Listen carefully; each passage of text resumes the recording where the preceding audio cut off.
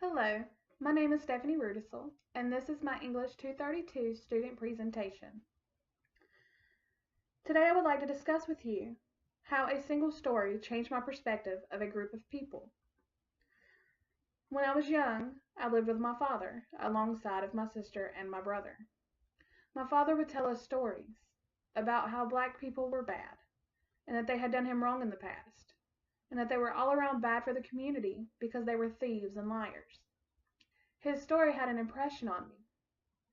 Which brings me to my first point, where Chimamanda discusses how children are so vulnerable and impressionable when it comes to a single story. For me, I found this to be true. I found myself having an impression of black people similar to my father. If I went to the store and I seen a black person, I would automatically assume that they were stealing.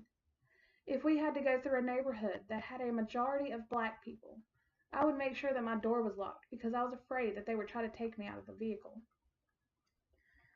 And this brings me to my second point, where Chimamanda discusses how her mother had told her the story about how the boy that worked for them were poor.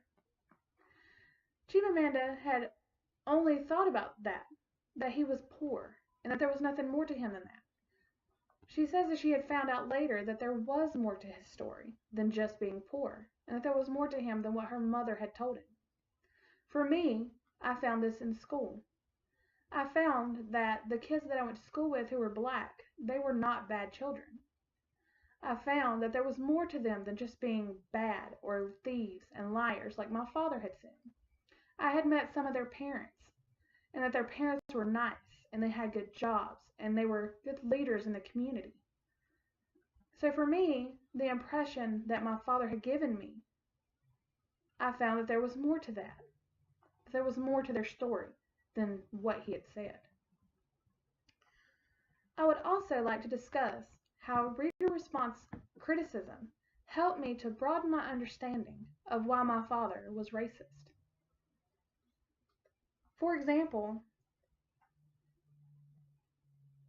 the reader response critics believed that readers had a contribution to when it comes to the meaning of a story, that they added to it, whether it be large contributions or small contributions. They still made the contribution.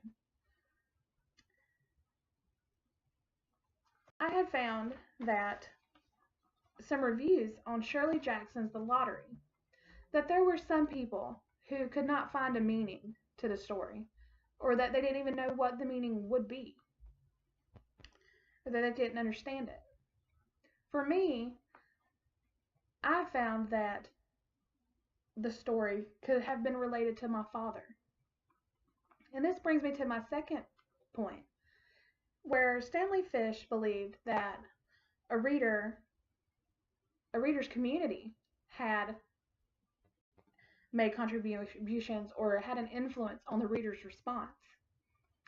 For me personally, my interpretive community would have been my home with my father. I was around racism.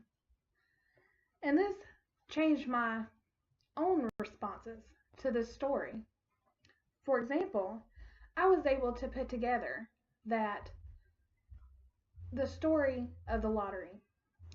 In the story, they had traditions and they followed those traditions. They never asked questions. And they just done the lottery and stoned people to death. I was able to add my own responses in there. I was able to grab from that my father had learned racism from his father and his grandfather before that. They had all just followed the same tradition. They were all racist, and that is all my father had ever known was racism. Therefore, he tried to instill that in me. I was able to pull from that what you were taught, and if you don't ask questions about it, and you're not able to see that things will remain the same, and it would be the same process over and over and over again, just like the lottery. If there are any questions that you have, you may ask them now. Thank you. I appreciate you for listening to my story.